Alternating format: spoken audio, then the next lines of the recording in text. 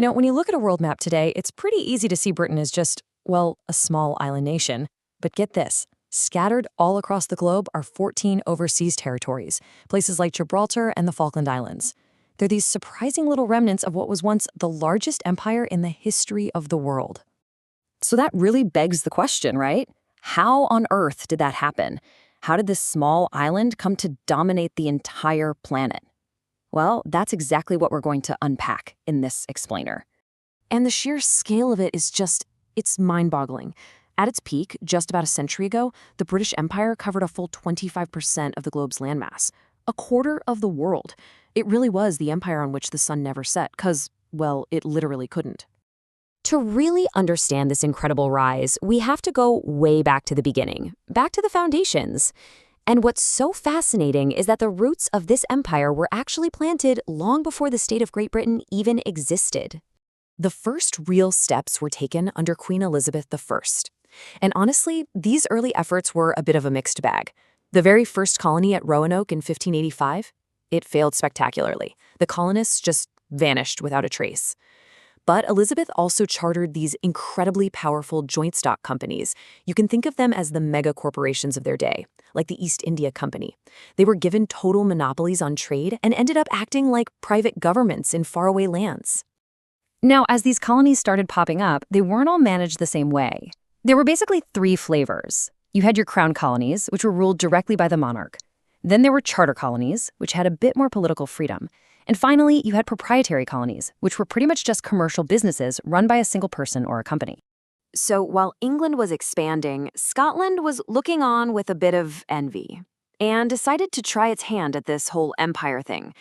The result was the Darien scheme in Panama, and oh boy, it was an absolute catastrophe.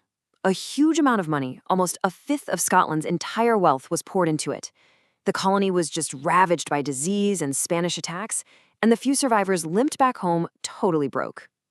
And that's the crucial point here. This financial ruin left Scotland with very few options.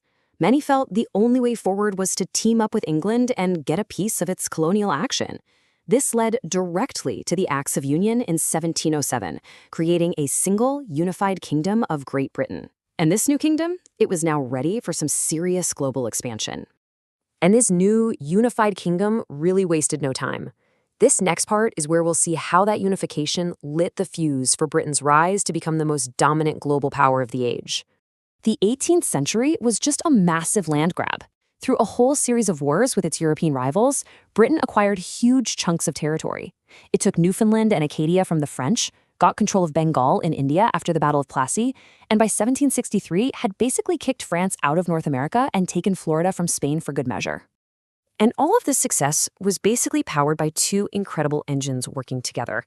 First, an unmatched Royal Navy that gave them mastery of the seas, and second, a really dominant trade system where colonies supplied the raw materials and then had to buy back the finished goods. The Navy protected the trade, and the trade paid for the Navy. It was a perfect, self-reinforcing cycle that generated just immense wealth. But a system like that is bound to create some friction. To pay for all its wars and its huge administration, Britain started heavily taxing its American colonies. The colonists, though, they argued that they had nobody representing them in Parliament, which to them was a violation of their rights. This simple phrase became their powerful rallying cry. The American Revolution that followed was the empire's first major defeat. Losing those 13 colonies in 1783 was a huge, huge blow. But what it did was force a strategic shift. Britain basically had to pivot its attention to new frontiers being explored by people like Captain James Cook, focusing its imperial ambitions now on Asia, the Pacific, and Africa. And this pivot leads us straight into what's often called Britain's imperial century. We're talking about the period from 1815 to 1914, when the empire reached the absolute height of its power. Yeah, after finally defeating Napoleon in 1815, Britain's supremacy was pretty much uncontested.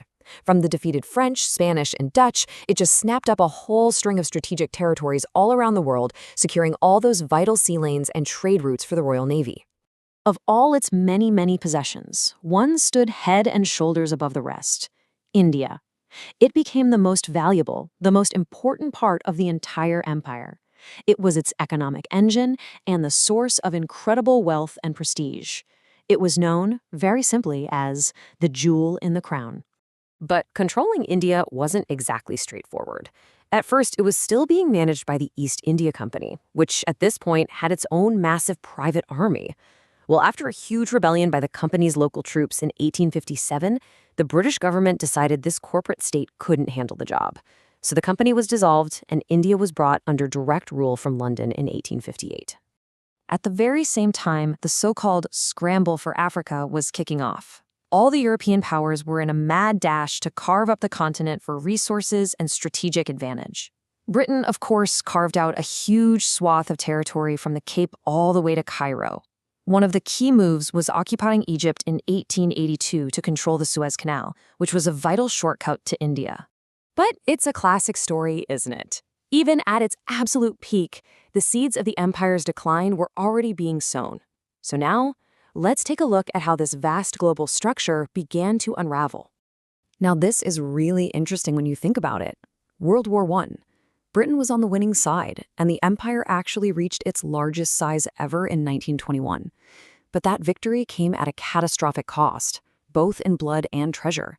It left Britain completely exhausted, financially. And right at that moment of its greatest territorial reach, the first peace breaks away. Ireland gained its independence in 1921. This was a hugely symbolic moment.